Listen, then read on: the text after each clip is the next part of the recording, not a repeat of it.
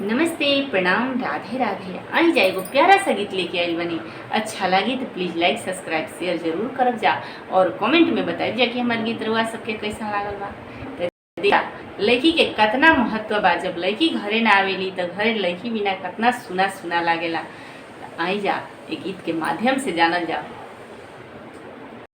चिट्ठिया जे लिखेले कावन भैया दिहा ले फुआ के घरे बहिनी हमारा घरे बड़ा भारी जग होला।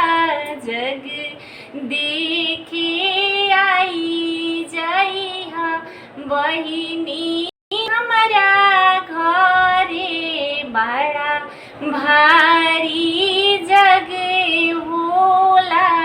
जग देखे आई जइहा चिट्ठिया जे लिखेली कवन फुआ दिहा ली भैया के हाथे भैया भाभी के बोली या करे जा साले हम नहीं आईबी भैया भाभी के बोली या करे जा साले हम नहीं आईबी। चिट्ठिया जे लिखे ले कवन बबुआ दिहा ले फुआ के हाथे फुआ दादी के कहल भोर डाल तू जग देखे आव तू जग देखे आव। तहरा बिना सुना लागे घरवा तयव रुआंगनवा नु हो फुआ दादी के कहल भोर डाल तू जग देखे आवनु हो फुआ बाबा के इज्जतिया सम्हार तू जग देखे आव। चिट्ठिया जे लिखेले कवन भैया दिहा ले बहिनी के हाथे बहिनी हमारा घरे बड़ा भारी जग होला। जग देखे आव तू जग देखे आव।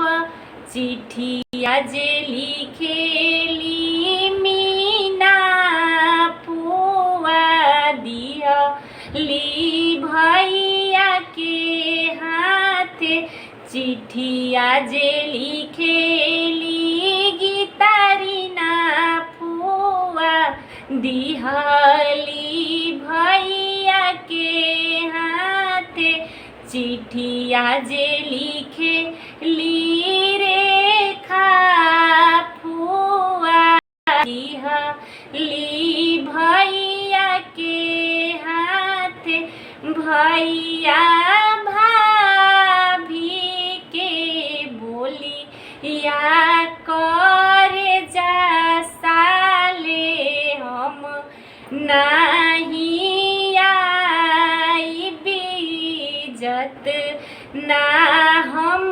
पाईबी इज्जत ना हम पाईबी चिट्ठिया जे लिखेले अंकुर बबुआ दिया ले फुआ के हाथे फुआ मम्मी के कहला भोर डाला तू जग देखे आव तू जग देखे आव तहरा बिना निकना लागे घरवा त फूफा बिना दुअरवा सुना फुआ पापा